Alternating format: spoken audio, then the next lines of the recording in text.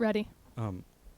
Hello, my name is William Burnett, and I'm here with Kristin Malossi, DJ Voices, and we're watching Talk Video. Thanks for tuning in. What's up? Hello. Thanks for having me. No problem. So you've already experienced the Talk Video one time before.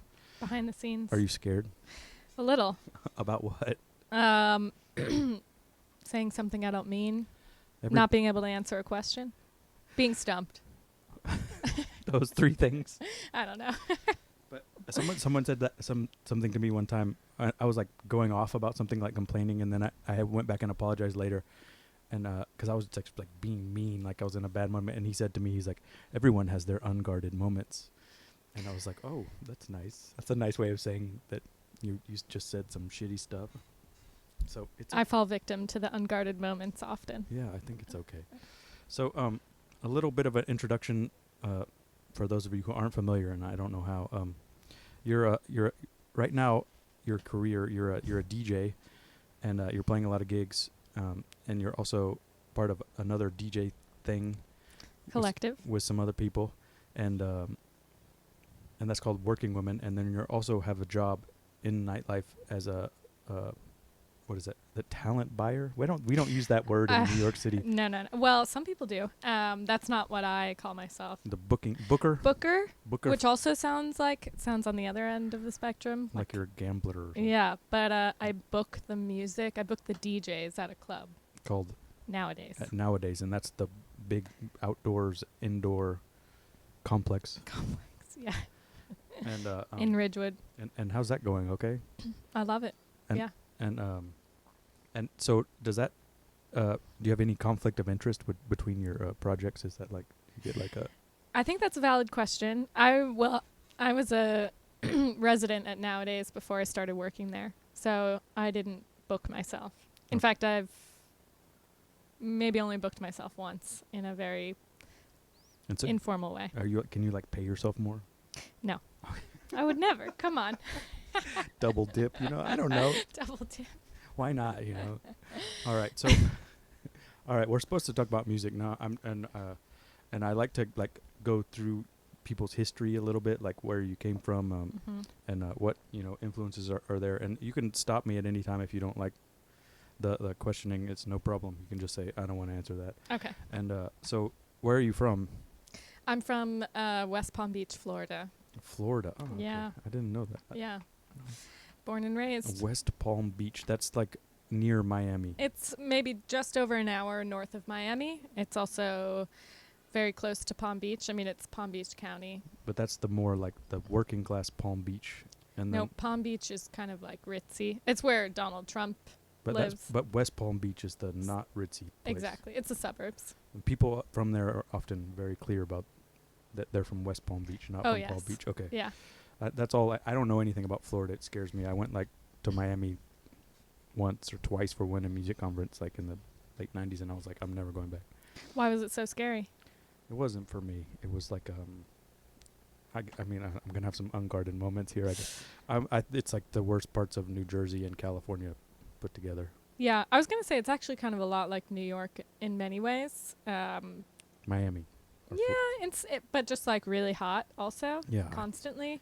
But it has both a huge international population and also a huge tourist population. Yeah. Yeah. There's a lot of insufferable people. Yeah. Well, I mean, I guess it's like that everywhere. I don't know what. Yeah. I didn't like the. It's very. It seems very materialistic to me, or like showy. Like I'm into my South Florida in general is. Yeah, so I mean, I guess that's from just you go to the beach so you want to look good. I don't know. Can't blame them. I understand. Maybe I'm just jealous. Or something. But so you grew up you spent your entire childhood there, or were you moving around, or? No, yeah, we stayed in West Palm Beach the whole time. And your parents are still there now? No, my dad lives in Fort Lauderdale, and my mom lives in San Diego, California. Oh, so she up and left, but that was very recent, once my brother went to college. Oh, so, but while you were there, they got along? Well, they were divorced, but yeah, they got along. Oh. They divorced very early on, but they stayed friends. Oh, okay. Yeah. So you and your brother's older or younger? 3 years younger. 3 years. So it's like the same as my sister. My sister's 3 years older than me. Yeah. But I'm not from West Palm Beach. So were you nice to him? No. Yeah. No. Same. Oh, I was so awful. I was so mean. And I used to like beat the shit out of him too. Yeah. Like with things too, like with Yeah. weapons, because you realize he got stronger. Yeah. I mean, we had West Palm Beach is an incredibly boring place to grow up. There's really nothing to do, and we would often spend a lot of time outside of school just alone Watching TV or making a mess at one of our parents' jobs, which my dad worked on a boat, and I even like pushed my brother off a boat a few times. So like maybe he deserved it sometimes, but not all the time. definitely not all the time. And like, what do you like fighting over the remote control? Was that a big one? Yeah. Okay. Yeah, we would fight over everything, Right. but we also loved a lot of the same music, and so we did share music and film, so we would share So that kind of stuff. what is his name? Ryan. Ryan. Yeah, hello, Ryan. I hope you get to see this. Your sister's gonna say some terrible things about. So what? I don't know. Am I allowed to ask people how old they are? I don't know. Yeah. I just turned 30. So you just turned 30. So now you're an adult. Yeah, it's all downhill I from don't here. know. As my mom recently told me, I'm no spring chicken No, anymore. it's 30s are good. 30s are good. You won't realize it. You'll have a good Mhm. time. You'll have a good time in your 30s. I think it's already looking up, to be honest. Yeah. So the 30s, that means you were born in, I have no idea how to do math. 89. 89. So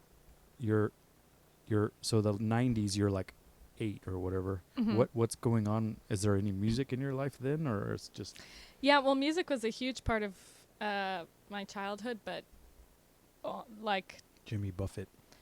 actually Jimmy Buffett was a strong presence, especially because my dad worked in boating. What's your favorite Jimmy Buffett song? I mean, I'd really have to think. I mean, Cheeseburger in Paradise? well, that's too obvious. Oh, sorry. You got to get a deep cut. I wish I had an actual answer to this right now. I'm sure there are some bangers I can't remember, but he was a huge presence in Palm Beach, Florida. I bet.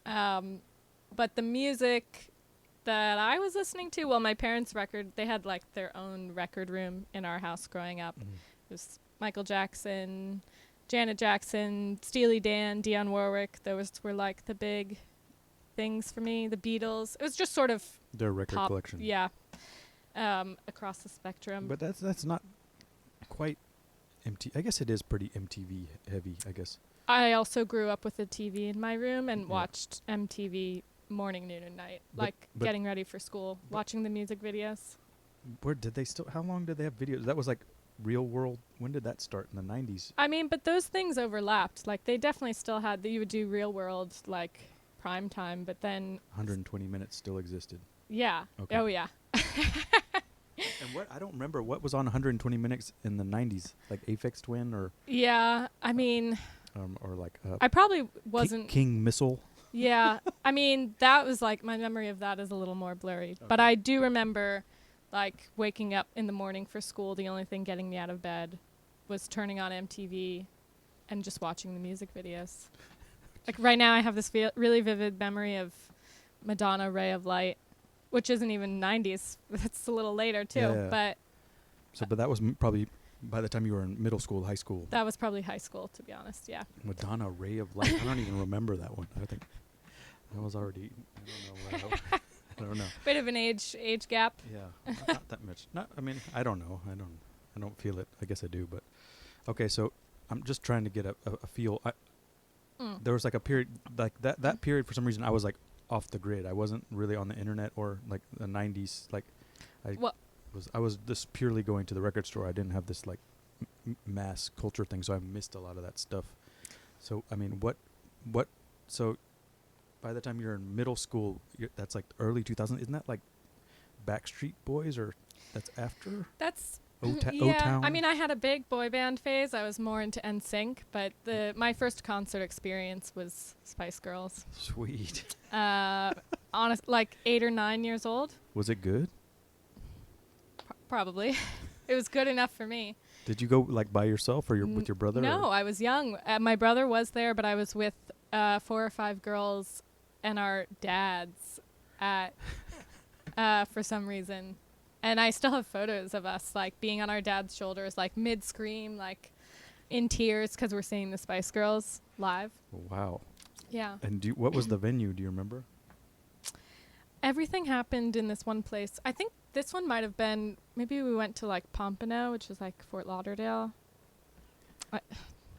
Some Shitty, massive venue. arena. Like, yeah, exactly, arena. With like parking with yeah. people. Yeah. But my first CD I ever bought was Big Willie Style. Oh, Will Smith. Yeah. What did that had Miami on it, or was it?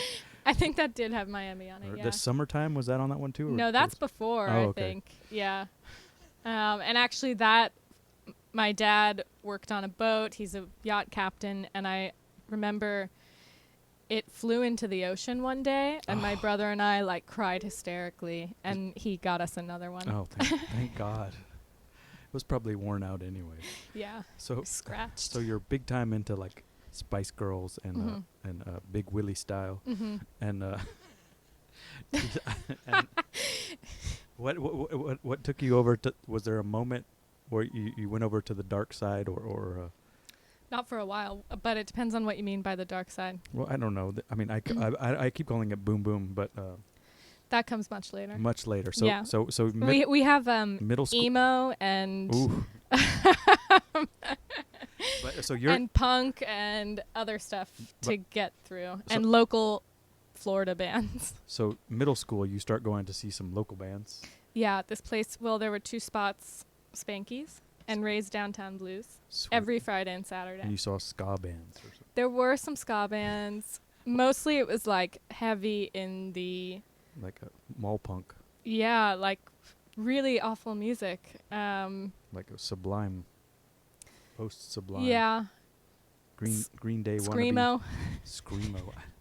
See, when I think of Screamo, I think of like Unwound, like the 90s, like these like, but I have no idea. Like this is the part that I don't know anything about. Like I know who Marilyn Manson is, and that's not Screamo. I almost wore a Marilyn Manson shirt today. So was that, but that's not Screamo, is it? Or that's just emo? No, I guess for me that's just like art rock. Yeah, I guess so. Yeah. Basically you're gonna have to hold my hand here or lead me I mean, down this path. I couldn't even give a full history of this music. This is just what, like, these 2 years, any band that came through Florida, which is saying a lot too, because bands, it's hard for bands to tour through Florida because it's so far from everything else. So it probably was other local bands. I remember like the biggest name. Do you remember this? You ever heard of this band, Minus the Bear? No. Okay. Well, that was the big one. You bought the shirt. Yeah. Oh yeah. I even got the lead singer to sign it, who I like had a massive crush on. Yep. My humble beginnings. Minus the Bear. Yeah. And do you still ever like revisit these albums? Someone brought it up recently, and I thought about it, but then I was like, I can't go there. Oof, yeah. I don't know how well it aged. But see, then I also thought that like this 90s chill out stuff wouldn't age well, and to me now it sounds fresher than ever. So yeah, maybe that stuff will have its time again. Time will tell. Who knows? Yeah. So you're into Minus the Bear, and you go into high school and you like look for other kids with Minus the Bear shirts on. Oh, no one was into the music I listened to. I remember the way I made my first 2 friends in high school, 9th grade. Was that we were all bussed in from one suburb to another, one for the art school there and one for a magnet program. Okay. So they didn't even go to my high school, but one was wearing a Taking Back Sunday shirt. Okay. And one was wearing a Death Cab for Cutie shirt. Ooh, and I was like, wow. These are my people. Sweet. So you started branching out into into different neighborhoods and yeah, well, because we were all bussed into this other part of town. You were a smart kid. I was, yeah. I had that. I got to go to the different school for one day a week too. Yeah. I don't know. They taught you like critical thinking or something. Yeah, I was a very serious student. Yeah, it's easier. It's easier to get good grades. Yeah, I mean, I honestly wasn't creative growing up. Like, I just loved. Well, I did gymnastics up until I was 14, like every day. Oh, so that kept you out of trouble for sure. Yeah, but it also like took up all my time. And Yeah. then after that, I just only wanted to stay inside and read books. And I have a theory that that's also like somehow all these these athletic programs is like good for your brain development somehow too. Like exercise is good for your brain. that's what they say. I wonder if it helps I guess it helps when you're young too.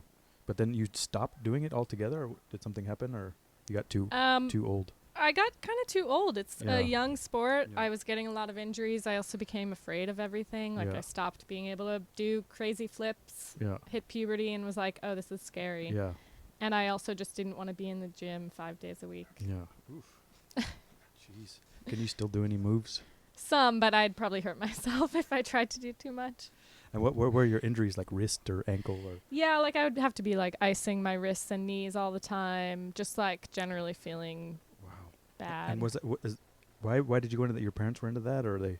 No, it's something I wanted to do at like age 5. Huh. And then I didn't know that. mhm. That's interesting. These are the things that I want to know. So you're big into gymnastics. So now, Yeah. like when the Olympics comes on, do you watch it? Is that Summer Olympics? You're like gymnastics. That I'm definitely interested in it, but I haven't kept up as much. There was recently this one college gymnast that kind of went viral with her. Because she did stuff she wasn't supposed to do. She like showed a lot of attitude, Yeah, and did some unconventional moves, and she scored a perfect 10. Yeah. And so that got me like I think I cried watching that. Oh, but right. but I don't really keep up with gymnastics anymore. All right, we don't have to talk about it. I just want does a little aside. And so they weren't into Minus the Bear at No. the gymnasium. Mm-mm. This Maybe was Spice actually Girls. when I started like wearing black band t-shirts Oh. and like wearing dark eyeliner. They were like, who has she become? No. My parents were always like, She's going to do drugs. yeah, she's the disturbed one. I mean, I was like mega depressed as a kid, so But why? Just because you're a teenager? yeah, I was like a Normal teenager? sad teen. Thought the world Too much sun. was against me. Yeah. Yeah. So in high school, you find these kids that were coming over from the magnet school, or you were going with them to the So art school? I was going to the magnet school. They were going to the art school. Okay. Yeah. And that was at the same campus?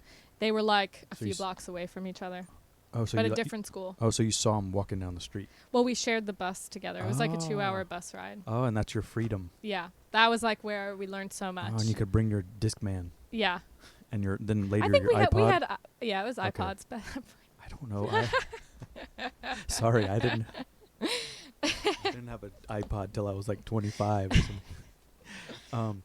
So you're on sharing, but at this time you're already on the internet, I guess, too. yeah, I'm in It's full on like a Kazaa Like, and Kazaa, LimeWire, AIM chat rooms, and so you're getting. Is that where you're discovering most of this stuff? Mm-hmm. So and I never quite. Yeah. So like as a little kid, how does it? You just kind of. I don't know. I was recently thinking about my current digging habits actually, and like kind of feeling like I'm in a bit of a rut. Like, you get into the same patterns, at least online, and I was like, I feel a little stuck. Go to the record store. Go to the, exactly, for sure. And I do, but I see you at the record store. Yes. I appreciate that. I love going to record stores. But I was like, how did I ever discover music? Like, 'cause no one I knew at the time was telling me about this stuff.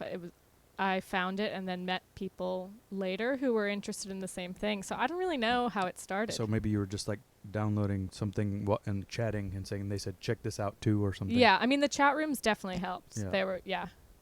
Pretty. And what year? This is 2004 or so. 5 is high Yeah. school. Is that when you're in high school? Yeah. Yep. And you graduated in what year? 2007. 2007. So 2003 to 2007. Somewhere around there, yeah. You were in high school. 2002 Yeah. maybe. Yeah. I can't even think of. I have no idea what. I mean, I was already deep in whatever I'm into now, so I have no Yeah. clue what's going on in the real world. So you're, I mean, it's hard for me to think that being that age in high school to have to deal with already having like a Friendster account or did you was that there? I wasn't on Friendster. Not allowed yet. Mm-mm. But you were allowed in these free for all Well, AOL Instant Messenger. instant messenger. Yeah. Okay. It was sick. Yeah. Yeah, it was, and you could share files over it too. Oh yeah, which was yeah. great. You could. Yeah, yeah, I met so many people I considered like friends Yeah.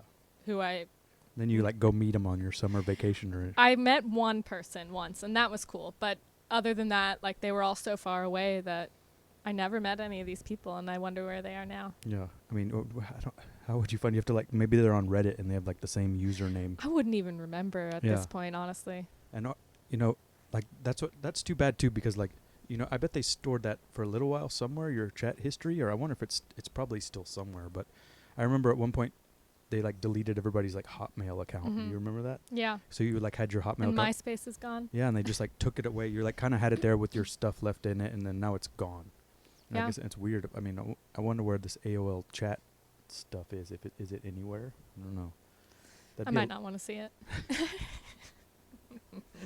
Probably not. But okay. So you're and are you still going to these local shows, or is it you're starting to go see these more dark shirt bands?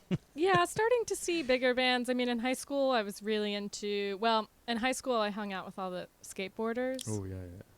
So Big Florida skateboard. big Florida thing. Yeah. Pavement, Modest Mouse, That was huge. Built to Spill. Oh. Then later, like Animal Collective. Reverb. These are like the big, Yeah. big, and actually, bands I still kind of fuck with, Yeah. to be honest. But what, like classic stuff or new bands? Like all the bands I just mentioned. You still mess. I Yeah, still. Yeah, why not? I mean, especially Animal Collective. Animal Collective, yeah. Yeah. Because I like they got good harmonies. Yeah. I like a good song. Yeah. I miss that sometimes. With Yeah. What's going on now? And even Built to Spill, I like it in a skateboard video. I saw that they're playing in New York, I think, in October, and I truly considered. Oh, Neutral Milk Hotel was like another big one too. Can't do it. That was like I was done with indie rock at that point. I was Yeah. like, nah. Well, I was a few years behind Yeah, them. I couldn't do it. Yeah. Nah. So indie rock. Indie rock. Yeah, your classic. Big time. Nothing. I mean, yeah, those were my favorites. Nothing crazy. Nothing crazy. But at this point, you weren't familiar with stuff like that was kind of crossing over, like LCD Sound System or the Rapture or these DFA Yeah, bands. well, I honestly think all of that was like college for me. So you went away to college. Did you stay in Florida? Yeah, sadly, I really wanted to go to NYU, but it's expensive. it's expensive, and my parents were they set me up right, and I basically got paid to stay in Florida, and I went to a really small liberal arts college called New College in Sarasota. Sounds like they were smarter than you Yeah. at that point. They definitely were. I also think I wouldn't. I mean, New College was such an incredible experience. It like made me into who I feel like I am today, more so than I feel like moving to NYU and being. No, I worked at NYU for 16 years. You don't want to go there. It's terrible. Terrible. Respect to everyone who it's did. too but expensive. It's yeah. crazy. Yeah. $60,000 a year Yeah. for professors that don't care. Yeah. Well, so then at New College. Sorry. No, it's. Well, I guess I was into things like, I was really into Talking Heads in high school also, and Okay. like that kind of stayed with me, and that was like maybe the first music that I considered dancing to or like moving to, but Yeah. dancing wasn't really a thing I did, But isn't gymnastics is sort of, but it's different. It's not, it's like a it structured. should be expressive, but it's not expressive Oh. dancing. Oh, It's and- not and that's why free. that girl got in trouble. Yeah, exactly. Huh. She was dancing. Yeah. And at New College, they had these What city is it in? Sorry. Sarasota. It's on the West Coast. Sarasota, West Coast. So that's further up. It's kind of actually straight across from West Palm Beach, but Straight- it's just the West Coast, which is a totally different thing as well. So that's the Gulf Coast. No. Mm-hmm. So your parents are. It's a 2-hour drive across. It's like a 3-hour drive. 3-hour drive. So Mhm. you're far enough away that where you have some freedom now. Mm-hmm. Yeah. Okay. And So, go ahead. no, and you're there all 4 years.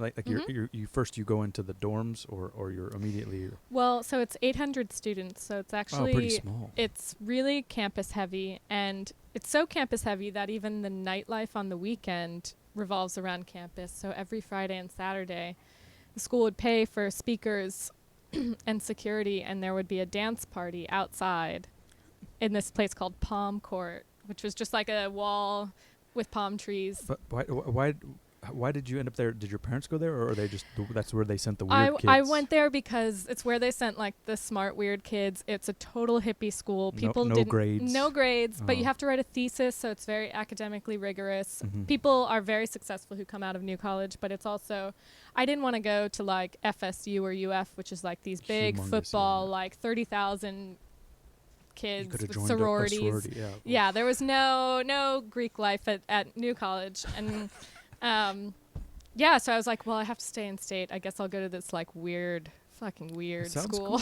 Sounds cool. Yeah, it was amazing. I have no regrets now. And did you have to? Did you? You said you got paid. Did you have a job while you were there, or you were just in school? No, the state wrote me a check because I got a scholarship from high school, and then my dad, since I was an infant, started this like He like planned, a fund for me. So he planned ahead. He planned ahead. Thanks, Did Dad. your brother go to the same school? No. What he went to? He was in a fraternity. No, he went to FIU, which is in Miami, Florida So International. that sounds pretty like he was getting. We lit. have different interests. Yeah, so he's wearing those V-necks or what? He wears some V-necks and button-ups. Yeah. So, all right. But this isn't So about him. Did he come visit you at the college ever? Yes. What was that like? Did he just? He smoked weed with all my friends, and Did he bring the weed, or your friends? Had it? no, I mean everybody at New College had weed, and Everybody in Florida has weed, pretty much, right? yeah, I think I never really smoked weed growing up, but all my friends in Yeah. high school did. Yeah. Because you were smart. I was a late bloomer. Oh. That's what I like to say. Sorry. Oh, that's a good one. Yeah. That's a good. You should. That could be that's a good like emo album title. Yeah. Late bloomer. I'm sure that's where I got it from. Yeah. No, probably it's a old. Feel free to drink as much as you want. I know you like the wine, but I do love I'll tell you wine. if we get too loose. Yeah. So Would you like some more? sure, why not? 'Kay. We like to drink wine. We go to the Dandelion Wine Shop down the street. Thanks for the discount. All right, so college, your brother's partying, smoking weed with your friends. Yeah. Well, Was so that was like your freshman year or sophomore? he only came a few times. Yeah. He didn't like it. Well, he was kind of a delinquent, honestly, in high school. He was just So- trying to get out of the house. Yeah. Well, he got in trouble. Like he got in trouble buying drugs from people who Sold. were already on the cops' radar. And Uh, he had a little troubled youth experience. he had So some unguarded moments. yeah, but now he's like a better person than I am. So It balances out, I Yeah. guess. So, what is there any? So you're all these 800 kids. Is that the entire school, or is that per grade? that's the entire school. So is there like? You said that they're bringing in speakers and you're having dance parties after. What kind of speakers were there, and what kind of dance party? Is there like a band, or is there like a DJ, or like the gym teachers putting on the jock jams? So who knows what kind of speakers they were? They probably maybe some QSCs. I don't know. They Yeah. probably weren't even that nice, to be honest. But so they were called wall parties, and each party was hosted by a student, Mhm. and people would DJ usually off their computers. No bands there. We did have like shows that we would put on for bands, but this was like strictly for dancing. Okay. And I only threw one in my entire time there, and it was my last year, and it was a Stop Making Sense wall, and we like screened Stop Making Sense. Oh, that's pretty cool. And I made a whole playlist with like Talking Heads and other affiliated things, but that's not even the best part. The real gateway for me was, so that was every weekend, twice a weekend, but 3 times a year, usually Halloween, graduation in May, and maybe Valentine's Day. They would throw these things called PCP parties, which stands for Palm Court Parties, but Wow. It's like but there would you be smoke DMT. there would be like these things called, so that would be like you'd have to like compete to throw those, because it was like you had to have an incredible theme, and the whole student body voted for you. And there were 2 aspects of this party. One was outside, which was like kind of basic, more like pop hits thing, and then inside, which was called the Fishbowl, which was the rave room. And all of my friends thought that was like the really uncool room, Mhm. because like the like kind of nerdy people would always throw that part, and I always snuck off to that room, and I like, That and was- people were doing drugs at the time. I was always too afraid to do any drugs, but I was like, this is where it's at for me. Yeah. I remember being like, wow, the bass feels so good, like sober. And honestly, I feel like that was a huge gateway for me And what to clubbing. do you remember what these kids were listening to, or it was I just loud? wish I did. It was like loud and thumping. I had But- no context for But dance music at but all. for sure it was techno dance. Yeah, it was some kinda- definitely techno. And people would DJ like vinyl records, which outside it would be like someone DJing off a laptop. Yeah. And then in here it was like a proper setup. It like, yeah, it was like a real rave. Or were they like Miami kids, and they're playing like Florida breaks, like DJ Probably, Icy, like yeah. these like Yeah. There were a lot of Miami kids. electro breaks and Yeah. was it? Well, I remember it being like quite fast, and like I remember even feeling like maybe the music wasn't even for me, but I just loved like the sensory experience. Yeah, because I mean there was a whole like kind of post IDM Mm-hmm. thing going on. This is my perspective of that time in Florida, which maybe I don't even know anything. But there was a forum called Electro Alliance, and it was a lot of Miami people, and it was pretty experimental. There's like Schematic, and what was it? Larry McCormick had called Exact. He had like another Mhm. label too. It was like this, and he was like part of Jekyll and Hyde too. Okay. I don't know if you remember any Yeah. of that, but this weird like kind of high tech electro thing was kind of going on, and I just wonder if that was some of those kids. Maybe no idea how to find out. No, I mean, because So again, you're pretty naive. You're just I mean, I really knew nothing about dance music at this Yeah. time. I remember my first year, like, logging on to someone else's iTunes, because you could, like, get into it at the library. okay. And I remember being, like, I looked through, because I remember who it was. It was, like, this older, I studied philosophy, and it was this, like, older girl who studied philosophy. What was her name? I don't want to say. Why not? I don't know, because, like, what if she ever, I don't know. She Because was I'm maybe. still in touch with her. I don't want to Oh. say her name. Oh, well, then maybe we can figure it out from there. Maybe she would be flattered. But she had, 'Cause she influenced you, she did, in more ways than one. But so she maybe had, she would like to hear that. I'm not going to say her Okay. name. Well, you can tell her privately, and then when you tell the story next time, you can say her name. Well, I just remember she had Boards of Canada and Aphex Twin, and I was like, this sounds cool. I've heard of that, but I don't know what that is. Yeah. And that sort of opened things up for me, but And she was older than you, or just a cool she girl? was older than me. Yeah, you're like, oh, Mhm. that girl's cool. Yeah. Like, I loved her in class, and then I was like, I got to hear what she's listening to. Oh, jeez. Yeah. And so you went, and this is still the time of free music from the internet Mhm. everywhere, so you just went and downloaded it. Mm-hmm. And And it was a guilty pleasure for me, because at that time, everybody I knew who I was close with was listening to bands. yeah. Electronic music was kind of considered uncool. Like I said, like the dance room at these parties, like, But were they like totally dressing differently then, or was it like kind of the school was a little divided, and like Yeah. everybody knew each other, but there were two different, like, there were like, I mean, what we used to say was there were the hipsters and the hippies. And which was which? The hippies loved to rave. Okay. See, I would think it would be the other way around. Maybe, Perspective. but at this point it wasn't. Yeah. The hipsters and the hippies. So the hippies were the ravers. Yeah. All right. Yeah. With their drugs. With their drugs that I was afraid Their of. God darn drugs. I wasn't into it either. I always saw people taking drugs, and I was like, I just Yeah. saw what they looked like, and I was like, Right, no exactly. way. Like I was kind of I don't know if I was a late bloomer, but I wasn't into it. Mm-hmm. I like to have a glass of wine, but I like drugs. I'm not crazy about it. I think everyone should have their time Yeah. doing it, but it's not for everyone. No. So you started taking drugs. So you went in the other room and you took a bunch of drugs and listened to Aphex Twin. Never did that in college. My No. first drug experience was in New York, Oh, jeez. 2011. Wow. 2011. Okay.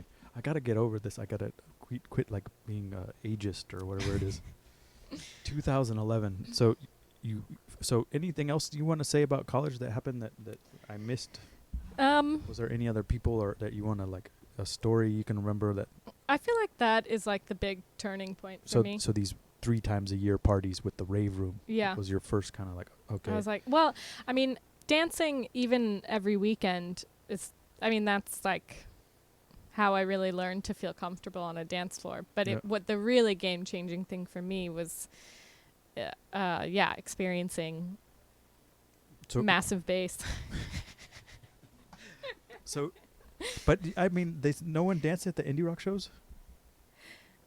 Sort of like flailing around. Yeah. Okay. Not in a cool way. Mm-mm. No. And I certainly didn't. No. Yeah. Okay. Maybe some swaying. Yeah, it was a little, bob your head or something. So you finished college with what kind of degree did you get? Well, everyone got a Bachelor of Arts, but I studied philosophy.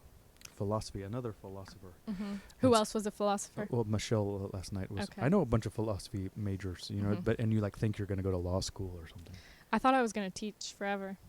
Teach? Mm-hmm. And did you ever go into that at all? Or? I really considered going to grad school, but school is not for me. Yeah. Yeah. It's pretty, but that sounds like you didn't have a bad time. No, I had a great time. Yeah. I loved college. Yeah. Well, you could have done more of it. So immediately after college, you've been dreaming about moving to New York City. Is that that's kind of the? And did you have any visits to New York before that, or had you ever? Yeah. All of my best friends lived here after college. I was friends. Most of my friends were a few years older. And so they were all from this school. Yeah. They came up here before you did. Yeah. And so you go visit them. But also my aunt, who I'm like very close with, she's like a second mom. She lived here always, and so we would come up all the time. So you had a lot of it. And where did your aunt live at? Soho. Soho. So you're coming in straight in the heart of the beast. Yeah. And starting at what age was that? That was all along the way. The first time by myself was like for my 16th birthday, but always visiting with family before that. And so she's taking. Did you go to like what's that place with the light? Did you go there? It's something that you would go to when you're 16 because it's cool. It's like that the room where you like lay down on the floor and the lights change and they play like noise music. It's in Soho, like right across from Tribeca Grand. Oh, the Lighthouse. I can't remember what it's called. You're not talking about Dreamhouse. Lamont Young. Yeah, Dreamhouse. Did you go there when you were? No, not when I've been there since, but not that age. Not at that age. Yeah. Because that seems like that would be like an age appropriate thing. It's not like a weird drug alcohol party, even though it could be. Could be, I think. Guess. Yeah. So you're visiting your aunt. What's her name? Diane. Aunt Diane. Do you call her Diane or just? Now I call her Diane. Yeah, and do you still see her? Like every other week. We're very close. That's cool. And so that's nice that you have family here. And so usually you go meet her for dinner somewhere, or? Yeah, usually I'll go to her place. She has a really nice loft. And she's a good cook or something? She's a good cook. She's a great hostess. Is she also a vegetarian? No. Oh, so she doesn't she makes special meals for you? She will for me, yeah. That's nice. Yeah. Not like pasta every time? No. Okay, all right. She's versatile. Okay, good. All right, so you're visiting your aunt along the way. So you have a pretty good idea of what New York is like and what's going on. But what drew you here? Like why? Like what's the... I don't know. Probably like the same thing that like every teenage girl in the States like thinks everyone here is smarter and I don't know. I mean there's more vegetarian restaurants. Yeah, I don't know, the pacing, whatever. I just hated Florida so much. And I thought it was like the most boring place to grow up and everything seemed more interesting. I mean, you just see, I think I was just like brainwashed by pop culture to think New York was like where I was meant to be. But even after, so this is even after the financial crisis, you're coming up here, so it's pretty bleak, I guess, a little bit. I guess, I mean, you know it is, but like the day to day, I guess. I mean, it's same with like, I feel like. Rent was cheaper not cheaper, but it kind of leveled off for a couple of years, I guess. Rent was relatively cheap when I moved up here, I feel, but. Yeah. And so you moved in with friends, or you got your own place, or? Yeah, well, I crashed with friends for like the first month, and then we found a place we moved in right as Hurricane Sandy was happening. Okay. And we also brought bed bugs from the old place to the new place accidentally. Jeez. So we were like, I slept on a sleeping bag like the night of the hurricane in the living room. And And that was like, I was like, here I am in New York. so you show up and you're Hurricane Sandy. And what neighborhood are you living in then?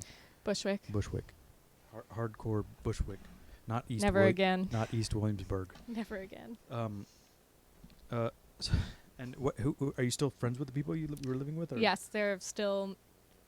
We weren't very briefly because living with friends can be really difficult, You had some especially your first year in New York. so You're you had fucking some, you had crazy. some fights. Yeah, but Was it your fault? I was, like I said, I was a late bloomer, and that was the year I really bloomed into the beautiful person I am today. What was the fight about? Is it too personal? Probably. Did some unforgivable things. I mean, You did some bad stuff. we just partied a lot. Yeah. And so when you're partying, things happen. I was working in restaurants, and so was my roommate at the time. There were also 6 of us in a 4-bedroom with 3 cats and 1 dog. It was mayhem. Yeah. And one of my friends, everybody was kind of on a 9-to-5 schedule except for 2 of us, and we Made enemies. yeah, we like came home one year from New Year's Eve and like took the Christmas tree in the backyard and set it on fire. Sounds like a So fun, I guess. just like manic, crazy, not knowing what we were doing with our lives, having no structure. Blooming. Yeah, blooming. Wow. That's probably good they kicked you out. You needed to learn a little lesson. I didn't say they kicked me out. Oh, they didn't? No. You kicked them out. They left. We all, when the lease was up, it was very obvious we weren't going to Renew. continue. Yeah. Didn't no one stayed in that place? No one, no. It's cursed. Dang. All right. So at this point, you're working in restaurants, and there's there's no DJ voices yet. No. Did that take a while to develop, or what? You were just New York become? I don't know. Something happens. You move to New York. It's like a disco town. You're like, oh well, disco's okay now. Well, It's really weird. the restaurant I was working with was a place called Flatbush Farm, which is now sadly closed, but it was in Park Slope, and it was where I met like some of the coolest people Okay. that I've met to this day, mostly older. And everybody there, or a lot of people there, were really into dance music, including my friend Vicky Solos. Do you know her? Yeah. Who... She's also an old forum dork. Yeah, I've learned so much about music from her. My brain doesn't even process information in the same way. Like, I can't hold on to so many details. It's really impressive. But she would take us out mostly to the bunker or to other things that were going on that were really cool. And that was where I had like a massive education. And then I also moved in with another coworker who was also friends with us. His name was Timothy, and he had turntables and a massive record collection. Ooh, Timothy.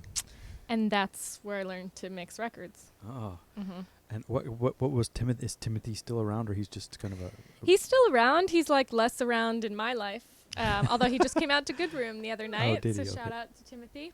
And he what kind of stuff was he into? Just whatever. He was really into every kind of music, which was it's good. really cool. He had like maybe just as many records as you do here, and There's more in the other room. I saw there's a lot more. There's more records, okay? But that's just sort of... I don't know Timothy. I don't think, no. I bet you've met him. You'd recognize him. He's really tall, lanky, has like blonde hair. Anyway, he used to be around a lot. Yeah.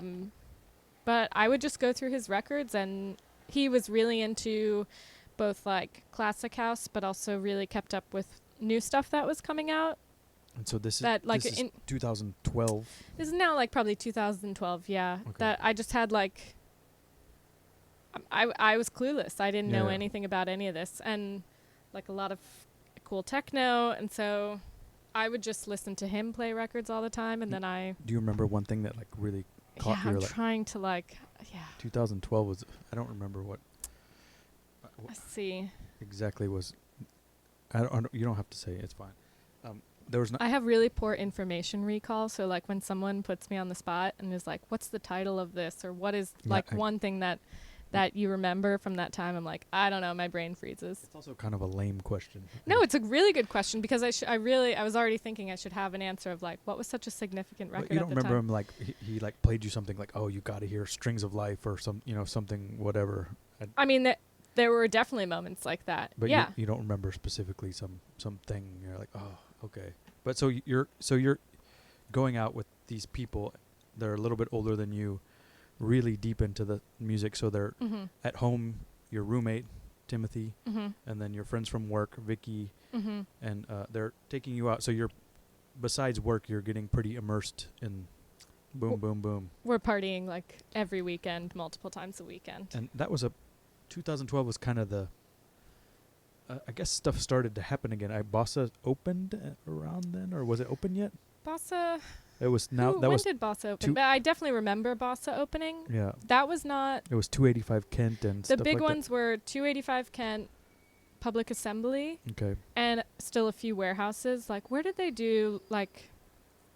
Well, even maybe a few years later, like, Transpicos would come back. But, like, Okay. Capriccio parties, there was, like, a loft above Public Assembly that Okay, yeah. saw Carlos Souffrant play. Public Assembly Loft. Yeah. We did some parties there too. I think. Yeah. And a few warehouses, but Yeah. Yeah. But that's. I mean, that's a.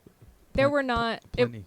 It was not as venue heavy as it is now. But at this time, you're like 23 years old. Mm-hmm. You're still pretty young. You're just out of college, Mm-hmm. and a whole new world opens up. And did you start buying records too? Yeah. Oh yeah, immediately. And so, Yeah. Did you have like a little route, like after work you like stop by Academy or something, or Well, I where was it? initially started on Discogs because I felt so intimidated by my lack of knowledge.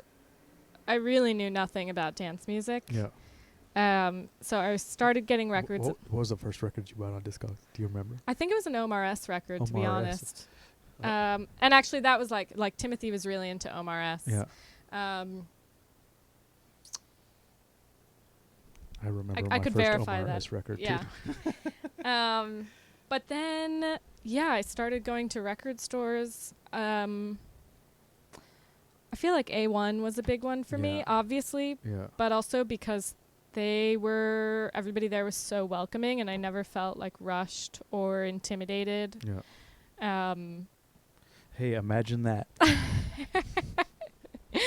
And still to this day, I'll go there and just feel really, really at home. So anybody, I think it's one of the best record stores in the world, For sure. and anybody visiting New York City should have a Absolutely stop go. by Mm-hmm. and look at the new wall. I like the Wall records myself Yeah. because they give me a discount. But Yeah. thanks Isaac. No, like the Wall records. Check the Wall records, Mhm. and then New Arrivals. I like the New Arrivals because I like all kinds of stuff, and there'll be like a weird like can record that you don't Mhm. have in there, or some whatever Mm-hmm. new wave. That's where the good new wave stuff ends up, Mm-hmm. and the New Arrivals. And then also like the Chicago, New York Yeah. techno It's the first new arrivals. first thing I go to. But there's always some jerk standing in front of there like looking stuff up on Discogs. And you're Yeah. It's weird though because I actually find that of all the record stores, I actually take up a lot of space in A1, just, yeah. and I don't even feel sorry about that. But I It want. depends on the time of day. I just feel like. I almost got into a big fight there one time. Like some guy was like, I was looking for a specific record. It was like in the ends or something, and he's like sitting there like forever, like going all slow. And I was like, I work in record store. I know this guy's not gonna buy anything. He's just loitering. Yeah. And so, I look at him. I'm like, and I'm like, I want to look in there real quick. I just want to see this record. And he's like, doesn't answer me. And he like has his records on top of it. And I look, I'm like, okay. And so I come back in the wall. I'm like, so just let me look. And he doesn't say anything to me. So I pick up his records and move him. And he like starts like, he like wants to fight me. Like he's like, blah, blah, blah, like yelling. And then, Record like, bros. Jeremy has to come over there and like talk to him. And he's like, yo, Yeah. you can't do that. Like, and it was like a whole big thing. And I was like, Yeah.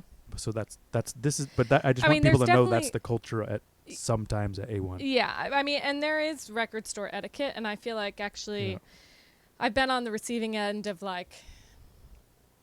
Well, there is one spot that I used to frequent. What is it? Which of course I'm not going to name names, but every time I went in there, I would go to the listening station, and within 5 minutes, the person behind the counter would be like, "You're taking too long. You need to like make room for other people." Meanwhile, the store would be relatively empty. And then one time, before I even went on, I had asked the only other person in the record store if he was ready to listen, and he wasn't. So I went up, and the guy does it again. He's like, "You're taking too long." Was it Turntable App? No. No. And I said, I don't know what it is. Like, I just asked him, I've been here for 5 minutes. There's no one else in this store. You do this to me every time I'm here. And then he got really sheepish, and he was like, "Oh, I'm so sorry. Like, I didn't notice how long you'd been listening." Was it Halcyon? No. And he gave me a discount, and I actually haven't been back in a while because I just don't feel comfortable going there.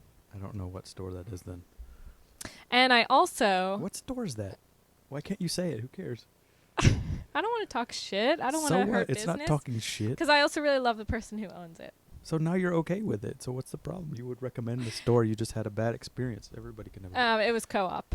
Co-op. Oh, I know. It was probably the guy that's in Screeching Weasel.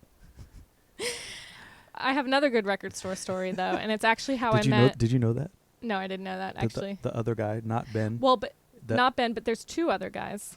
The other guy, I can't remember his name right now, but the little punk rock guy. Yeah. He's in Screeching Weasel. I didn't know that. Isn't that weird?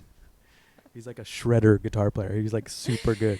I think also that they don't have a lot of people looking for dance, or maybe they have fewer people looking for dance music in there. He doesn't like the dance people. Right, so it's like a different cultural They used to work thing. at Academy, both of them. Okay. That's where they got all their records. Well, I was going to have a story about Academy. Oh, okay, go ahead. Which Academy? In Greenpoint. The one, okay, yeah. Which I love. It's actually one of my favorite record stores, and... I can't go in there. Why? I have beef. Really? No, with who? Well, I just gave you some gossip. You tell me. I'll tell you. Okay, so, I feel a little weird, too, because Ron used to work at the Thing. Mm-hmm. So it's just a little weird, whatever. And then, but I don't have any problem with that. But there's the other guy, the gray hair guy. Yeah. He comes into the Thing, and acts like inhuman. He like treats things like it's his place, and he's like he's not very respectful. Mm-hmm. And so we treat him the same way. And yeah. so when I go in there and I see him, I'm just like, so I never went back. And plus, I work at a record store. I don't need to go there. Yeah. So go ahead with your Academy story. So I love Academy, and there's two of them. There's one in the city. Yeah. So this is the one I'm talking about. Is Greenpoint. Okay. Not far from here, and I love Ron like hell. In fact, I would say he's my favorite New York DJ, and I love him as a person now too because I've gotten to know him, and I just think he's an absolute angel. And when I think about this story, I'm like really surprised that this is how we sort of met. But I was in there, and there were these two other guys in there. They seemed European, and they were listening to massive stacks of records, and it seemed to like bother other people in there because they were clearly not buying anything. But they were chatting, they were taking up a lot of space, and they were being very loud, and then they left. And then I went over and I listened to some things, and one of the things I was listening to was a new record, so it had like the sleeve and then the plastic sleeve, and I was putting it back, and Ron says to me, "Oh, you put that back the wrong way." And I was like, "Oh, sorry." And I didn't say anything back. And then I kept thinking about it. I also didn't know Ron. I didn't know what an angel, absolute sweetheart, kind person he is. Or at least to me. I don't know. Which way did you put it? See, I have a disagreement with people. Some people think it goes one way, and some people there's two schools of thought. Some people like to have it where they can pull it out, and some people put the top. I think it was where, like, if you turned it over, it wouldn't fall out, but or the record wouldn't fall out. Yeah. But I think I put it at the top. Yeah. See, I like it that way. I think I wasn't even thinking about it. I was just like trying to be respectful and like put it back and like was fumbling. I think there's two ways to do it, or maybe more than two, but yeah, I was stewing on this comment for a while because I was like, jerk, fucking didn't say anything to these dudes, these like European. Well, they were putting the records back, right? DJs, but a woman comes in and you just have to correct her, don't you? And I was like, really? I think I was like getting my period or something. And I was just like, as I was digging more and like listening more, I was like getting really fucking pissed. And I didn't know who he was. I honestly didn't know he was Run Like Hell. Yeah. And he checked me out, and I walked out of the store and came back inside, and I said, just so you know, it was really rude of you to say that. And like, it's already, you should be making women feel as comfortable as possible to be in this record store. Woo. I feel like I'm not even in touch with the person who would be like such a bitch to people that I didn't know. Well, we all have our unguarded moments. Yeah, but I was like, it's really fucked up, and you didn't even say anything to those other guys when they were clearly making a mess, blah blah blah. And he was actually really sweet, and like he was like, he was like, I'm really sorry you interpreted it that way, like it's not because you're a woman, like I was really stressed out by these other guys, and it was really sweet. And then we actually ended up playing at warm up like that weekend, and I didn't know that we were playing together. So I saw him again, and I think it's good that you had this moment though. Yeah, and now like I truly love him, and I feel very comfortable around him, and I think he's a gift to New York dance music. I don't know, I always like to say that I gave him his first DJ gig in New York City, but I don't know if it's true or not. What was that? Because Josh Houtkin, JDH, and I used to play Plant Bar on Friday nights, and I would go to the thing, and Ron was he worked there, and I was buying records, like I was in there all the time, and so I would find stuff and be like, oh, you found that here? And I was like, yeah, I'll find you another one. So I would like bring him records, and then. But you were working there as well. No, I didn't. No, you didn't. I didn't work there yet. He worked there, and I didn't. Okay. I don't think we crossed over. I think he quit before I started, and this is probably 2001 or 2, and I was in middle school. Yeah, and so I got it. Somehow we started talking, and I had this party, and so he came and DJ'd at the party. He like brought his husband. I don't know if it was his husband at the time, but I think it's the same guy. Mm-hmm. And they came and he played like, I don't know, but it was cool because he would play like, I don't know if he played My Bloody Valentine, but he would play like this like shoegazy stuff with some dance music and stuff like that. I feel like that's still it was a long time ago. Hugely inspirational to him. I feel like notes on his records are always like, I feel like he references shoegaze a lot. Yeah, I think he's from New Mexico. Yeah. Different. You don't meet a lot of people from. Mm-hmm. Even though he's probably a Greenpoint lifer by now. Yeah. I don't know how much. Hello, Ron. Sorry, we're talking about you so much. Huge fan of Ron Like Hell. And I'm not. We're not. I used to talk. I don't talk to him very much. I see him on the street every once in a while. He wears a lot of patchouli. To me, he's an incredibly magical being. All right. Well, so these are some record stores. So go to the record store. You were saying that, that you were talking about now that you were having trouble, or like not trouble, but struggle about searching for music, and these kind of stories remind you why you want to go to the record store. They do. So, and I mean, I even, that's one thing, like, I know I get kind of weird about people like playing around. If I don't ever see them in a record store, it's kind of weird to me. And I know I see you at the record store. I'm like, oh, okay, that's another DJ that goes to the record store. I like that. And I don't know what it is. It's just I like that people go to the record store. Yeah. It's nice to see them there, Yeah.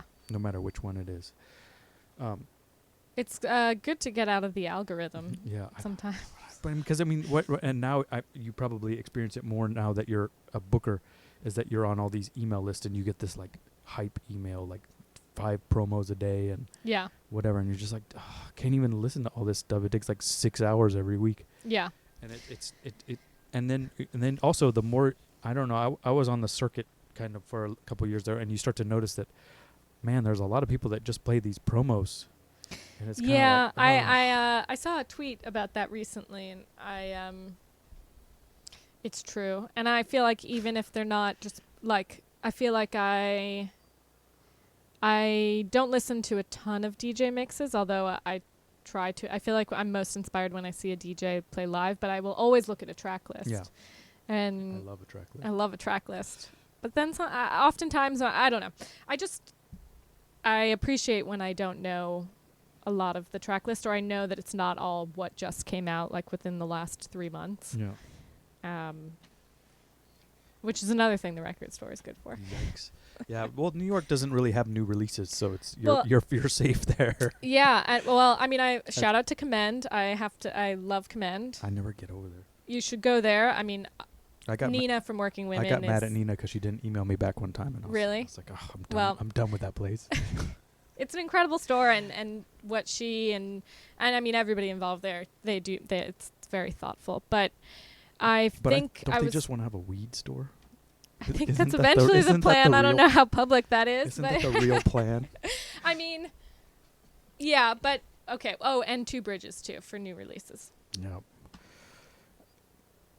Oh, Okay, I'm gonna say. moving I'll say on. it. No. I got another record store. I sometimes. Okay, I don't do it anymore, but I was traveling quite a bit, and you've done it too. People give you records when you play, and so you end up with these huge stacks of records, and you don't always want them all. So I was like, this is a new record store. I'm gonna help him out. Like he can sell these records as new. Mm-hmm. Like he bought them from Rush Hour or whatever, and I'm gonna go in there and hook him up, and he switched in, rather than being the friendly, he switched into like record dealer mode, which I understand. It is a business. Yeah. And he just like picked out the ones that are worth a lot of money and gave me $3 each for them. And I was like, okay, whatever. That's how it is. And then I took the rest to A1 and they paid me like $8 each for every one of them, know, and I was like, okay, well, which record store do I want to sell these to now, In all fairness, A1 gets a lot more foot traffic. Yeah. I like Two Bridges, but I've only bought one record there, and it was like a classical record. Yeah. So it's too expensive for me. But I'm glad that it's there. Yeah. I have been struggling with record stores in New York right now because I feel like when I first started DJing, I really loved like a classic New York house sound. Yeah. And the way my taste and my brain, all my interests work is that I'm just always searching for like new, like that was really interesting to me because I didn't have much context for that music, and now I'm like, okay, what is like the craziest sounding music you can give me right now that I can also still dance to? And I'm not really finding that in many record stores, but is there new stuff that's like dance music? I feel like it's getting really into the IDM broken beat, like it's like people don't know how to dance to that. Yeah. It's getting too coffee table or something. Lounge? No, it's not. No, it's like music for graphic designers. It's like you put it on your shelf, God, and it like you're cool because you have it. I know what you mean, and I'm definitely not interested in and that this either. music has a sound to me, and it doesn't have the boom boom boom. Yeah. It'll have this like. What's been your best record store experience Angular. recently? I like Angular. My best record store experience. I mean, I work at the Thing, and that's my best record store experience every single time I get to sort records. But you still get satisfied. Yeah, for sure. Like, it's been a while since I've been in. I gotta especially last week. I mean, everybody thinks like, oh, you get all the new records, and I mean, sometimes I do, but I'm not there every day. And I also, the records that I really sort through are the ones that have been there the longest. So everybody's gone through them already. So I'm not taking anything out of anybody's hand. But the days that I get to spend, right now I'm making these stacks so we can donate to Goodwill rather than throw them away. So I'm taking out all the scratched records and, putting all the clean records in crates and, giving them to Goodwill so we have more room for all the shit. And but I've been, I really go through every record and look at every single one. And like the past week or so, I found so much stuff. It's like so crazy. Like this, I got into this weird, I don't know what area it was, but there's like all this weird like 90s, like I found a like 90s like jaw wobble record that's like has like steel guitar on it, but it's like the Orb style, but with like mixed with Butthole Surfers kind of. I don't know. I just and someone's passed that over every time. Yeah, I don't care. For me, I just want to hear stuff I haven't heard before. I'm not like looking for something, and I mean, of course, if I see something that I want, that's cool. But it's not for me. It's like that's my favorite record experience, and because it's so cheap, that's why I like it. A1 also has the cheap bend. I mean, they're related, so A1 also has the cheap bend, which I like. But I don't ever get this experience where I get these like wall hangers, So it's like I don't know. I like the looking at the cheap records. Yeah. That's my best record store experience. I don't even remember buying a new record. I can't. Do you listen to much new music? Yeah, all the time. Okay. But earlier you were telling me you wish there was a filter. So today. So let's go. Let's do. I get a lot of I've been doing this for a while. Yeah. And I know a lot of people, so I get a lot of promos before they come out. So that's the other problem now is that you have every single release, 3-6 months before it even comes out. So unless it really touches you, you don't really need to go back for it. You know what I mean? Like if you get every Music from Memory release 3 months before it's out, by the time it comes out, you see it and you're like, oh, I've already listened to that 6 times, But of course, there's ones you go back and buy, and I'll buy those. Yeah. But I mean, like today, the Art Crime put a record on SoundCloud. I really like SoundCloud lately, like a lot. It got so much better. Yeah. I feel like everybody left, and like only the dorks that just like gave up hope, like still put their stuff on there. Yeah. But he put an album on there today, and it like, and I was just chatting with him, and I was like, I think I reposted it, and he was like, he sent me a message. I hadn't talked to him in a while, and he sent me he's like, hey, how's it going? He's in Moscow, and I was like, oh, pretty good. And I was like, I like your record. It makes me want to slit my wrists. He said this to you? No, I said it to him because he made it. He's like this total like art school kid, but he's Russian. This like good looking, tall, like quiet guy. Yeah. Like and making this like angsty music. He's totally like goth, but he's making this like more futuristic stuff. So that was a new music I released, but it won't be on a physical medium for 3 or 4 months, and then maybe it's on a tape, which I'm not that into. So yeah. No tapes. It's weird. I don't know what new releases do you buy new records? New records rarely. Honestly, I'm really into Bandcamp. Yeah. I'm on Bandcamp like every day. But do you like buy the stuff, or you ask them to get it for free after? Hell, of course I buy it. I never buy anything. I could. But see, you're from the generation where music was free. It's weird. When did you switch over to buying it? Well, I am a DJ. How could I don't know. I don't know. If there's something on SoundCloud, I've done this a few times before where I can't find it anywhere and I like it's perfect for this mix I'm making, or I just really love it, I'll message them and ask them, but I'll tell them that when it comes out to let me know and I'll buy it. I don't really feel like I deserve... I mean, I'll like do stuff on SoulSeek and I'm not afraid to rip something from YouTube. So you're sort of ethical.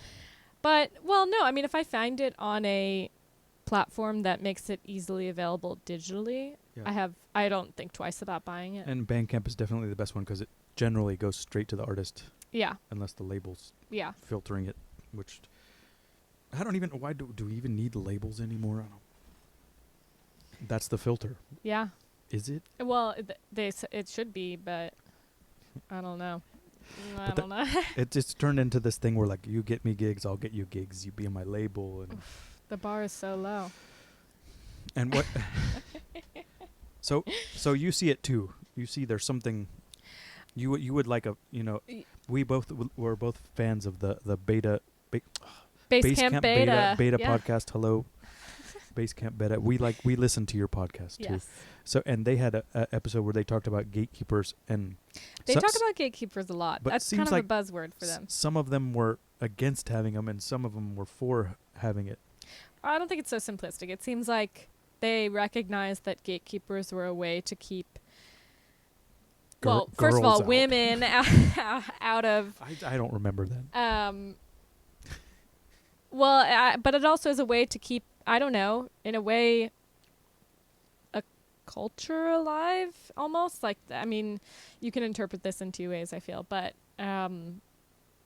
like the way knowledge is shared and accessed is sort of important part of gatekeeping, but also like not everyone needs a DJ gig. Yeah, I think it's a pretty big discussion. I think it's hard to... I think there should be a whole podcast on gatekeeping. No, but I think it could...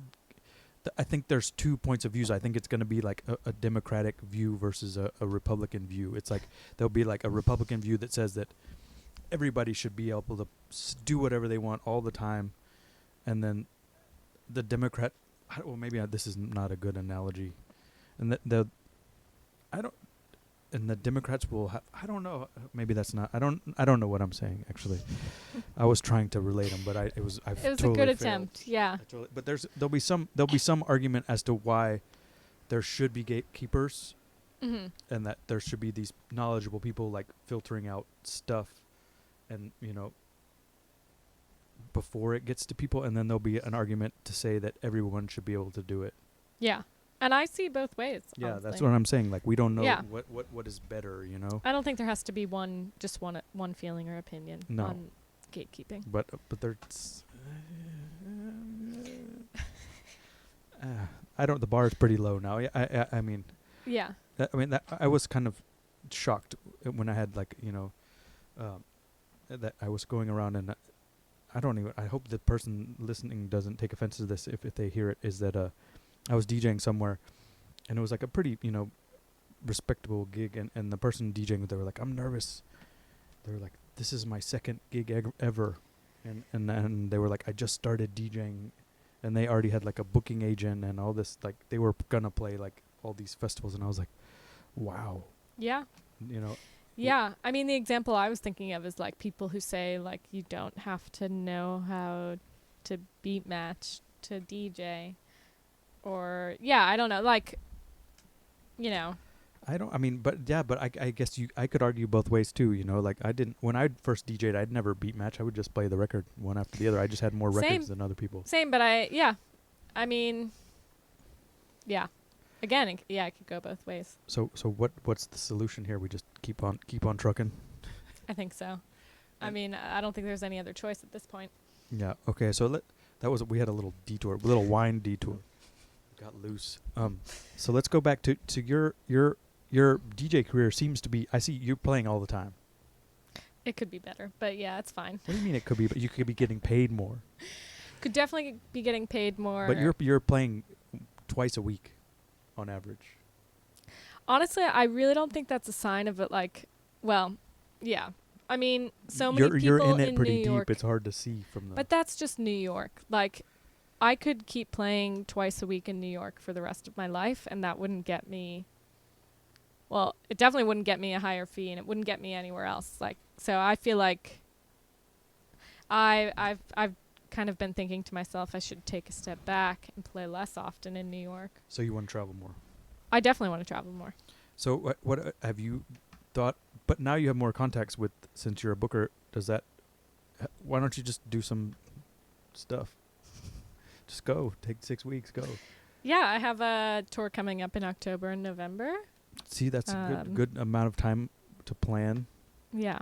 And I think your 30s are gonna be good. Yeah. I hear traveling is a lot easier when you're 30. DJing, staying up all night, drinking wine. Wait till you're 40. Yeah. I mean, there's these guys that still do it, and they're like 50 years old. Yeah. They're just. I don't ever see myself being like DJ Health Kick. Some people are troopers, man. Like some people can just take it. Yeah. I'm pretty good at last man standing, but you know when it gets to be like 4 nights in a row, and also you have to remember clubs don't have a closing time in some countries. Yeah. So it's not like you get to leave at 4:30. You're leaving at like 9 or 11 or you know like. Yeah. Or you have to wake up and go to your gig at 10 a.m. Mm-hmm. and play till 2, and it's just like, what just happened? What did I sign up for? Yeah, it's pretty awful. Yeah. Well, but you should do it, I think. We recently played Nowadays until 6 in the morning, and then got on a plane and went to Detroit and played at like 2 p.m. And I obviously felt miserable, but I remember being like, this is what you asked for. Yeah. Yeah. I mean, and so what was that? That was, you said we. That was a working woman. That was a working women thing. Yeah, both of them. And you, in Detroit, did you play at the festival? No, we played a day party with a Detroit-based collective called Seraphin Collective. No, I don't know. I'm out of touch. It was really nice. Yeah. And so you went to the festival this year. We didn't go to the festival, but we went to Detroit. Nobody goes to the festival. Nobody goes to the festival anymore. It's sad. If you go, I haven't been in 3 or 4 years or something, but the last couple of times I go, when we go to the festival, we would just walk around the perimeter and like look at the people. Yeah. That's sad. A lot of people watching. There's not even like, if Kraftwerk played or Snoop Dogg, I'd go, you know, that was cool. Didn't Kraftwerk play a few years ago? Yeah, that was cool. And Snoop Dogg, you know, that's kind of a weird one. I was like, got to see Snoop. Okay. You know? Versatile booking. Yeah, I don't know. And the one this year was Wiz Khalifa or something, right? Or what? Honestly, I don't. I can't remember. They always book some weird commercial rap. Yeah. And for me, I'm always like, oh, that seems the most interesting booking. There wasn't. I'm old. I liked when it was free. It was really cool because Yeah. all the people from Detroit would come and they'd be, you see like mothers walk around with kids on their shoulders and then dancing around, Yeah. and they're like grandmas and people in wheelchairs and like. That's probably so many people's first like Yeah. concert So experience. I wish they would do it free, but Yeah. I guess it's not sustainable. But maybe they could work it out with some kind of something. Maybe. Sorry. All right. So you're gonna do a tour coming up, and is this tour a solo tour, or you're going with all the other girls? Yeah. October and November will be just me. Just you, DJ voices, Just DJ and do you have voices. get some of the gigs are already lined up? Yeah, well, I have an agency sort of helping me out Ooh. potentially, feeling things out. Maybe we'll work together, officially. Maybe not. It's kind of like dating. Yeah. I have the same feelings where I'm constantly like being affirmed, but then they're pulling back, and I'm like, it's why don't you want me? It's kind of nice, you get like a card and stuff in a hotel, and it's like, but it's also kind of like you get like you turn into like a man baby. You're like, you take me to dinner, now take me back to my hotel, now pick me up at this time, and then you're just Yeah. like, wait, hold on, I'm not gonna. If you feel weird because you're not at the party for the whole thing. You feel like as a DJ you're getting paid that much, you should go with the promoters Yeah. and be there the whole time, but you can't. You're too tired. Yeah, there are limitations as a human. You can't be going nonstop all the time. Can't be Yeah. at the party from start to finish just because you're there to play. Yeah, but it's like polite or something. Yeah, I mean, I feel that pressure just even in New York. Yeah. Yeah. Yeah, like coming right 15 minutes before. And yeah, pressure to promote. It's never just about the DJ set, I feel. Yeah. So, you're pretty deep in it right now. I would say you're pretty like, I don't know how much. I guess when you add this Euro tour to your daily routine or your yearly routine, you're going to be as deep in it as you can be. Do you have any fears about it, or you're just ready? You're ready to go. No, I feel pretty. I've done 2 tours before now, And how they were there like 2 weeks, 3 weeks, or both 3 weeks. 3 weeks, and this is like. This is 2 months, so that's a little longer. It's a lot longer. And do you have a home base? Not yet, but most likely Berlin. Yeah. Yeah. I kind of, it works for me. Yeah. I understand. I'm pretty it good at works. the. It's cheap. It's not as cheap as it was, but it's cheap. Yeah, well, I just mean the touring thing. I'm Yeah. pretty comfortable moving around from city to city. Yeah. I mean, I'll crash and burn once I get back, but can keep it afloat. while Do I'm it out in there. do it in your 30s. You're gonna have a Yeah. you're gonna have a good time. You're gonna have a good couple of years. Save your money. Yeah. Sorry if I sound like a jerk, No. but Wait. What about you? What's the next tour you have coming up? I'm never going again. You're never touring again. No, I mean I don't know what was it yesterday. It was either yesterday or the day before, but one of my friends from Leipzig, a promoter from there's a club called IFZ, I don't know what they call it, something, but it's kind of like it's in Leipzig. Did I say that already? Yeah. It just south of Berlin, I think. Mm-hmm. And he's been on a vacation with his girlfriend for 6 months. They've been traveling the world, and it was their last day, and they came and we had lunch, and we talked. We had like this big like world talk because I don't know. You have a different perspective after you've just been to like Argentina and then like driven across the United States, and like I've done that too. I haven't been to Argentina, but I've driven around a lot and traveled. So we talked for like a long time, and then he like sent me a message. He's like, whenever you want to come to Leipzig, come back. And I was like, oh, because that's one of the places. Like there's a few places where I really like, Yeah. and that's like one of them. So I eventually I'll do it, but Always good to have the anchor gig. I'm doing my podcast. Yeah. This is the focus now. Well, I don't know. I don't know. I mean, there's a place for it. I want to set up.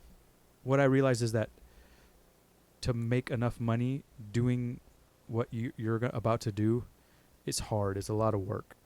Because you're gonna go for 6 months, and while you're away, you have to pay your rent, and whatever happens with your job at home, you have to deal with whatever those consequences are, and just life stuff. So your relationships, it's a lot of work, and you need a certain amount of money to make it worth it. Yeah. And then when you come back, you have to be able to work and also make that, because New York is expensive. Like if you lived somewhere else, and your rent was $400, it'd be a different story. you know, but you're gonna like I have to sublet my apartment out and whatever, you know, whatever problems those, you know, that happens. So what I realize is that I want to try to figure out how to make money another way, and then when I go travel, it can be for fun again.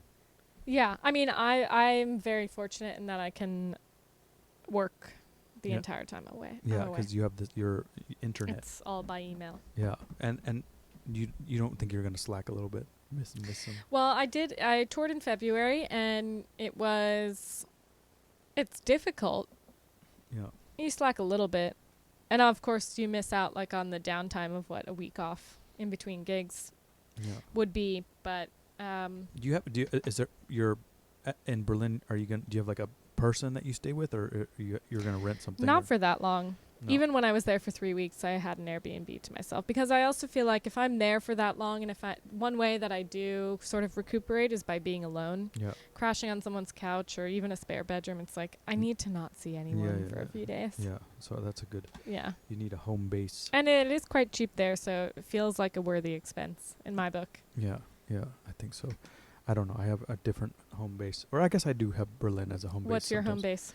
I have different friends that I stay with. Yeah. So it'll be different, and sometimes I'll stay in The Hague, or I have some friends in Rotterdam. Mm-hmm. Sometimes it'll be Berlin. Like Florian lets me stay at his place. Mm-hmm. If he's out of town, he'll let me stay in his apartment. He's very nice about it. But I mean, you have to do it. This is after years of, I've done this. I help. You've done this When for them. people come here, you let them stay. Exactly. You organize their tours. You drive them around. And I don't know if you do it in hopes of that self-preservation or whatever. Certainly can cash it in later. Yeah, I guess so. But I don't know if that was my idea, but it worked out Yeah. like that. So if you let people stay at your house, it's a good thing. What is there? Are we missing stuff? Do we want to talk about anything more stuff? We let's look at the time. We've been talking for an hour and 22 minutes. Oh. Is that what do you feel about that? I was worried I would have nothing to say. You were afraid it was going to be boring. It might still be boring. No, My life is boring. I don't think it's boring. I think it's a pretty. People are interesting, Mhm. and you're doing stuff that people, want to do also. Probably like there's a little person out there, a little girl or a little boy out there that's like, I want to be a DJ, and maybe Professional party person. they're gonna find this on YouTube and see your path, and they're also from a small town, not a small town, but in suburban Florida, Mm-hmm. and they're gonna be like, oh, that's cool, and they went to go see whatever, not Spice Girls, but somebody. But I don't know. We didn't talk about the working women thing that much. Yeah. That's a collective. It's like a posse, a crew. How did that come about? And tell us a little bit about it. Yeah. Well, If you want more, should we get loose? We'll get all the way loose. We'll finish off this. we had I another don't need bottle that of much more. wine. Yeah. You don't need much more? Okay. Go ahead. I guess I drank a lot. It's but okay. You're thirsty. Not going to recover from that one. I don't know. It sucks that that's become like an insult. I think I think it's a charming thing to say. I think people don't want to be thirsty is the thing now. Oh yeah, it Yeah. sounds like it's Yeah. like desperate. Yeah, you're but that's desperate not if you're that's not what thirsty. I mean. So Yeah. I'm Gotta always- stay hydrated. Yeah. Plus, it's good. Working women. How did that start, and who's a part of it? And So present day, it's Tanya Lyon and Nina Bauer Crook. when you say present day, there was There was a fourth. what happened? It just didn't work out. And Was it dramatic? of course, all breakups are dramatic. And so you had to break up. We had to break up, but the breakup was mutually beneficial, and I think we're all for the better now. Who's the fourth person? The fourth was Ashlyn, and yeah. Is she Yeah. hyper a lot? Is she English? No, No. Oh, I think I know who she is. She has brown hair. she has brown hair. Yeah. Okay. I think I met her at Andrew's show. Yeah. So the four of us actually started meeting at my apartment just to practice Mhm. DJing. We were all vinyl DJs at the time, and that was kind of we were obsessed with. So it's friends getting together to practice playing. Yeah, records. we were like obsessed with being just as good as the boys at beat matching, which at the time it was like a very male-dominated vibe for us. But so like people that I hate, but like Magda slays so hard.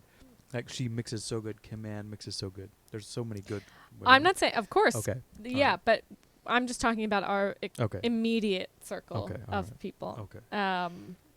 It's not that there weren't other people, and in fact, Disc Woman had kind of already taken off at this point, and it was just how we felt. We were very close with kind of what I felt like was a sort of really stuffy. Say it. Say it. Like, Let it out. they were annoying as fuck, all these dudes. Like, I felt like there was no space for us, and I feel like they spoke, it was almost like they spoke in a language that, like, didn't welcome us. And they were our friends. And for some of these people, some of the girls, they were their partners. And now I love them, but it just felt like it was a boys' club that we were not welcome in. And I know that there were other women DJing at the time, but my close friends, it was like, okay, we all feel kind of weird. That sucks. Um, And so this was your thing. Your crew you would go to your house and you would set up on your turntables. What kind of mixer were you using? At that whatever. time, That's a weird question. yeah, that's I'm like, see, just- I- no, I- that's the kind of question that we would be like, fuck this kind of question. No, I but don't know what kind of mixer there is. I don't I know like to- who made this record. I'm sorry, I but just want to listen to this music and like not get so caught up in the technical shit. I'm not trying to insult you. I'm just trying to paint a picture in my mind, like just picturing you like playing like plugged in, It was a little like just a 2-channel mixer. it was a 2-channel mixer. It was And some techniques. definitely the techniques. Actually, one was Stanton, even Newmark. shittier. a belt drive, No. the ones that go backwards. No, see, this is why I can't. You don't have to know my the name. information. No, recall. I think it's super cool when you learn how to mix on belt drive. It wasn't a belt drive, but it was something shittier. Yeah. Anyway, Like a portable. no. that would require some serious skill. Anyway, I'm sorry that when I say that I don't want you to feel like that. I'm just trying to picture it. That's all. no, I'm I don't not- feel that way okay. to Alright. this day. But I'm just saying that like At the that time, at the okay. time that was like, we all felt so intimidated. Yes, intimidated, but like kind of felt like we had no place. Like, and especially it felt like I don't even know if the people surrounding us gave a fuck about beat matching as much, but we felt like there was this pressure to be precise, technically precise and good. I don't know. And it's okay to say Yeah. this because they're your friends, and Yeah. and you, And I you think probably they know had this this part of our discussion. history. Yeah. And And- it's not they never said anything. They would invite us to play with them, but it was more like it was just harder as a woman to feel welcome because there were more subtle things going on. Like we would just feel And do you think they were spoken over, or like there wasn't any place for us. were they aware of it? Do you think? I think men are much less aware of stuff than women. No. No, of course. They probably thought they were like doing the right thing and being generous and kind with their time. men also play dumb a lot too. Or are they just dumb? I don't know. I'm just saying. Sometimes we're aware of this stuff and we just play dumb. It's easier or something. But I don't know. I think whether we're having a productive discussion or not, I think it's good to talk about it because then I don't know what it will come to, but like maybe there'll be like some moment. Like I saw something one time, and it was like, there's this thing now, it's like there's like racism and sexism and like all this bad stuff, and I saw this woman that was like a black woman talking, and she was like, what she said is she's like, white people are gonna suffer for a while, and like as a reparation for what has happened in the past. And for me it like sunk in, and I was like, okay, I understand, it was like a thing, like, and I don't know if this is similar. I guess it's sort of similar, but like I'm a white guy, like I'm this like the guy who was beat matching and you were intimidated by, and like, and how do we make it better? You know what I mean? Like, is this was the first time that someone said something and I just was like, okay, yeah, I'm gonna have to feel some pain for a while. I don't know why or how, but Yeah. but it's that made sense to me, you know, like, because Yeah. like, I mean, is it a balance thing or it's some kind of in speaking to a lot of like the white men in my life who are also into DJing, I hear a lot of complaints about how no one wants to book them. yeah And about how all anyone cares about anymore is identity politics. I've actually even had close men say to me, just because you get booked more often than me doesn't make you any better. Ooh. Yeah. Well, I mean, So it's, in a way, like, I assume a lot of these people think they're suffering and that they deserve more, and that it's like this moment of people being really into like women or whatever.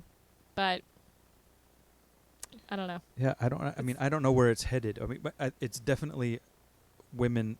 But that's the other weird thing, is that people are also just sticking women on there to make themselves feel okay. Yeah, I have a huge problem Which with is it. And also it's fucked up. so obvious.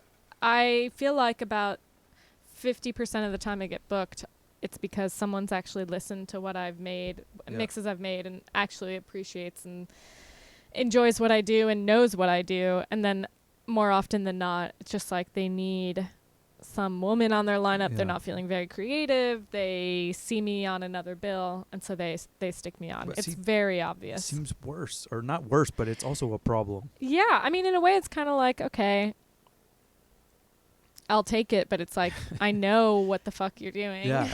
But so, I mean, I don't know what the solution is to this. It seems like it's getting better. Whatever is happening, there's more kinds of people doing things.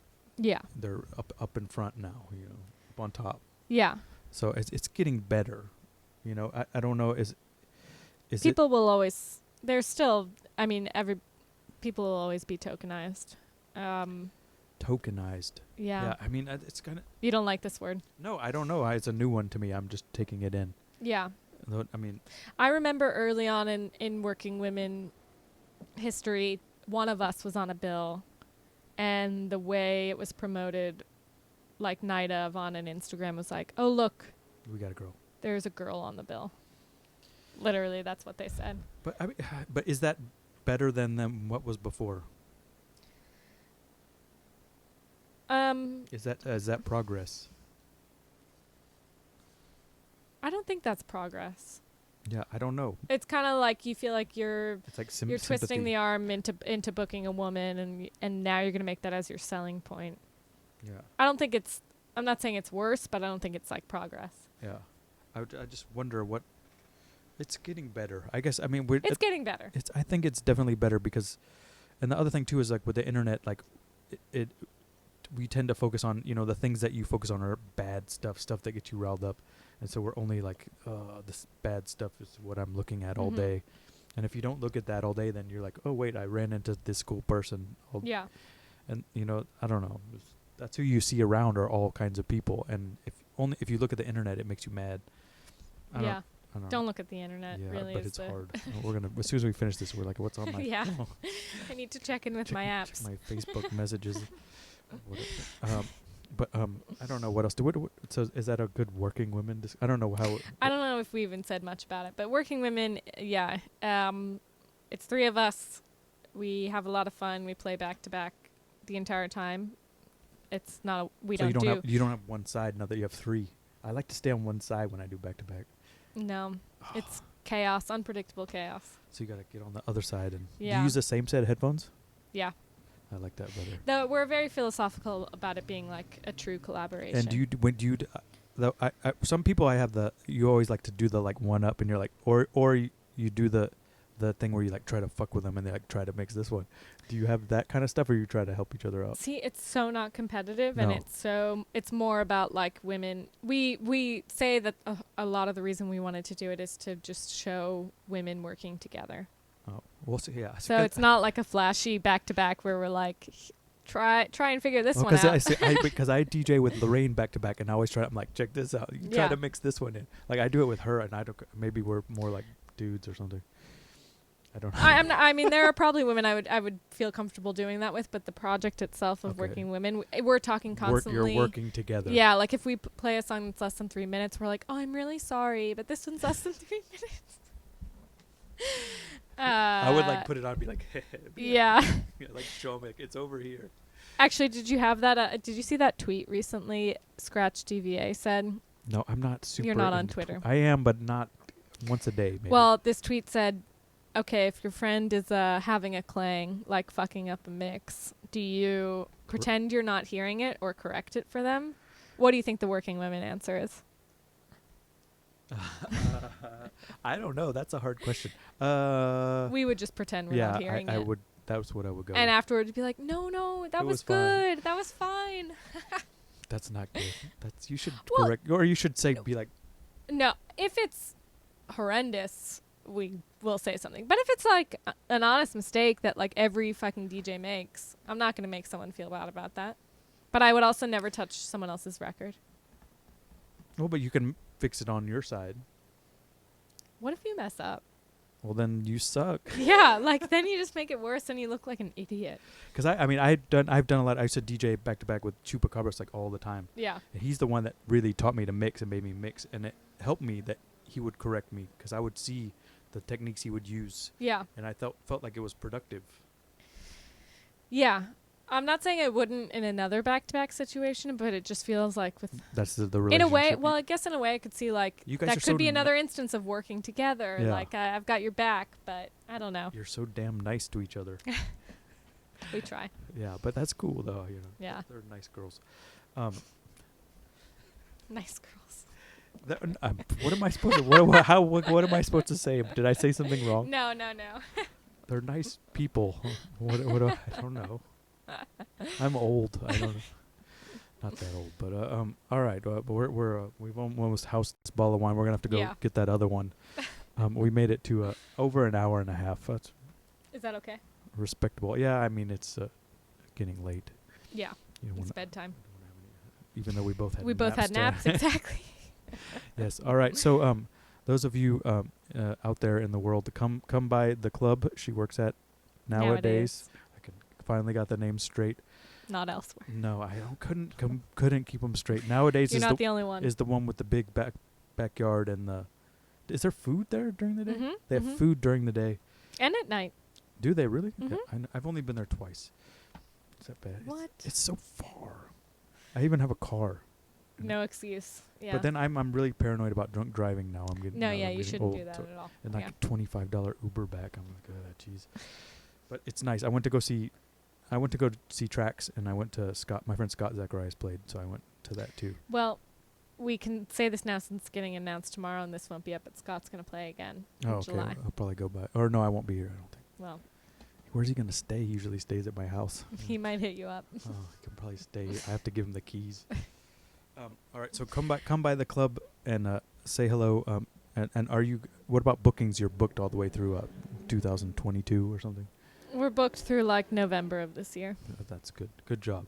Yeah. So you'll be prepared when you go on your tour. It'll be Yeah, everything's yeah. running smooth. And then look out this summer for working women DJ and DJ voices all around New York City, mostly Brooklyn, never in Manhattan. Sometimes. And then in the fall and Europe tour DJ voices. Mm-hmm. She's gonna be everywhere. Thank you very much for coming. I hope it was comfortable for you. Thanks so much for having me. Yeah, no problem. See you around. Bye. Bye, everybody.